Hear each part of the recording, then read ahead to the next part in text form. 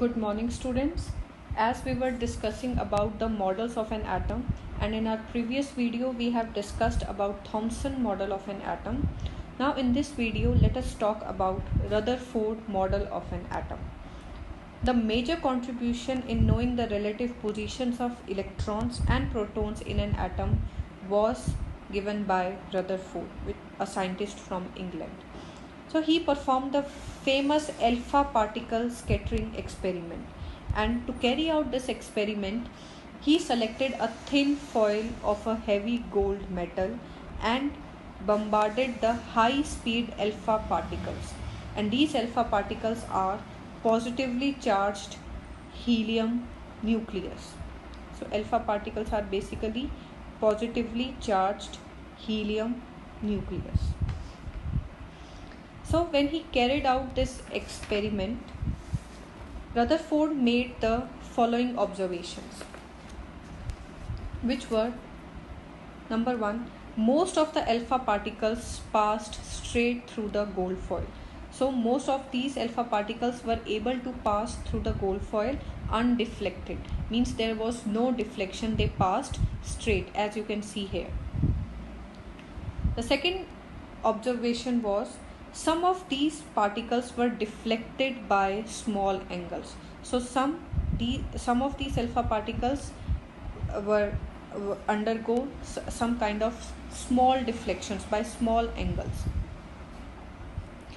And the third observation was that very few alpha particles appeared to rebound. So a very few alpha particles suffered major deflections and even came back in the same direction, that is, they rebound, as you can see here. So these observations made by him were quite unexpected, because he thought that all these alpha particles after striking the gold foil would come back, since the atoms are extremely close packed as told by the Thomson. However, Rutherford made the following conclusions from his experiment. So first is, most of the space inside an atom is empty, because as most of the alpha particles passed through undeflected, this means that they did not come across any kind of obstruction in their path. Thus most of the space in an atom is expected to be empty.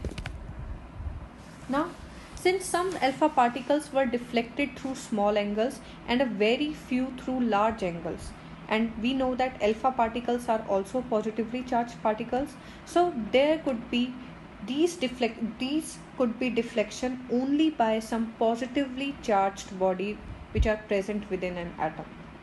So because Rutherford has observed deflections through small angle as well as through the large angles, so there could be some positively charged body present inside an atom.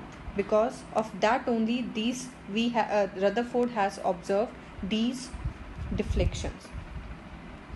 Now, since number of alpha particles deflected back is very, very small, because the rebounding of alpha particles were very small, this shows that the heavy positive body which is present inside an atom must be occupying a very, very small volume, because he has observed most of the alpha particles went straight and very few alpha particles rebound.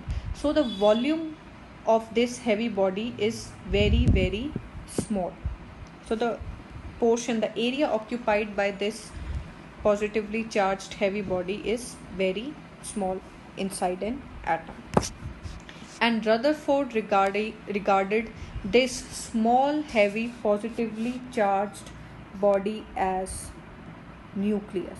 So he said that the heavy, positively charged body which is present inside the nucleus is present inside an atom is nucleus, and this nucleus carries a positive charge over it. And why positive charge over it? Because he has seen deflections. So alpha particles are also positive, the nucleus is also positive, and you know that positive charge repels each other. That's why there were those deflections.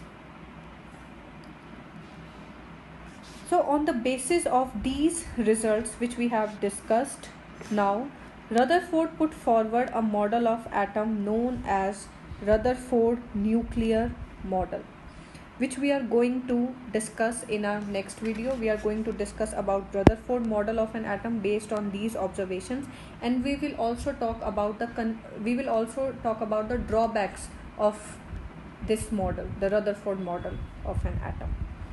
Now that's it for this video. Thank you.